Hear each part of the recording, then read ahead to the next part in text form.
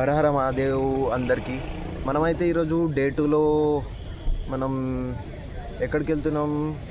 ఇక్కడికి దగ్గరలో మనకి ప్రాచీనమైనది మనకి అర్ధగిరి అని ఉన్నది. ఆడకైతే వెళ్ళి ఎక్స్ప్లోర్ చేద్దాం. అదేంటి, ఎక్కడుంది, ఏంటి అని చెప్పేసి మీకు ముందు చెప్తాను నేను. మనమైతే ఇక్కడ నుంచి ఇప్పుడు మనం డార్మెటరీ దగ్గర అయితే ఉన్నాము. డార్మెటరీ దగ్గర నేను అన్న అయితే స్టార్ట్ చేస్తున్నాం.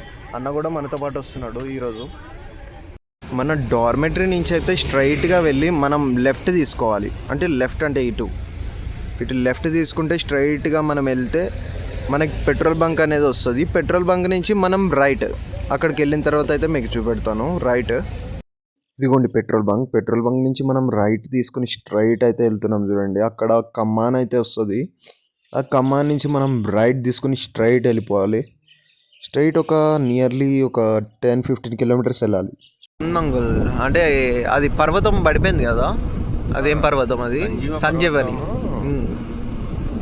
మనమైతే ఒక 12 కిలోమీటర్స్ ట్రావెల్ చేసిన తర్వాత మనకైతే గుడి ఎంట్రన్స్ అనేది వచ్చేసింది. చూడండి, ఇక్కడ గుడి ఎంట్రన్స్లో బైక్ అయితే 10 రూపీస్, కార్కి అయితే చూడండి ఒకసారి. మీకైతే అక్కడ టోల్ గేట్ దగ్గర అయితే చూపెడతాను నేను, మీకు ఎంత ఉంది ఏంటి అని చెప్పేసి చూపెడతాను. ఒకసారి అయితే చూడండి, చూసి మీరు కూడా అయితే పే చేసే వెళ్ళాలి ఎవరైనా కానీ.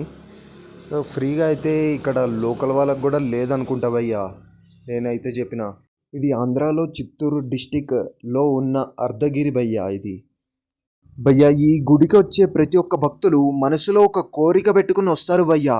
బట్ తిరిగి వెళ్ళేటప్పుడు మనశ్శాంతికి వెళ్తారు భయ్యా. ఈ ప్లేస్కి వచ్చాక మనశ్శాంతిగా ఫోన్ పక్కన పెట్టి స్వామిని అయితే చూడండి భయ్యా. భయ్యా, ఒక్క విషయం అయితే మర్చిపోకండి, అర్ధగిరికి రాకపోతే మీ జర్నీ ఇన్కంప్లీట్ అవుతుంది భయ్యా. ఇది తప్పకుండా మైండ్లో పెట్టుకొని గుర్తుపెట్టుకోండి భయ్యా. ఏ పుష్కరిణి తీర్థం అంటారు ఇక్కడ వాళ్ళ నమ్మకం ఏంటంటే, ఇక్కడ ఈ పుష్కరిణి తీర్థం అనేది సేవిస్తే ఏ ఆరోగ్య సమస్యలు అనేవి రావు భయ్యా. మీరు కూడా సేవించండి. నాతో పాటు అన్న వచ్చిండు. అన్న అయితే వీడియో అయితే తీసిన, అన్న తాగుతుండే. చూడండి, అన్న కాళ్ళు అయితే కడుక్కోవద్దు భయ్యా. భయ్యా, తీర్థం సేవించినాక అయితే గుడిలోకి అయితే ఎంటర్ అయిపోయినాం. ఎంట్రీ ఫీ వచ్చేసి 10 రూపీస్ భయ్యా. లైన్ అయితే చిన్నగానే ఉంటుంది భయ్యా, ఏం సమస్య అయితే ఉండదు. మీరు ఒక 10 రూపీస్ టికెట్ తీసుకొని ఎంటర్ అయిపోవచ్చు. ఇక్కడ కోతులు అయితే ఉంటాయి భయ్యా, ఈ జాగ్రత్త మీరైతే.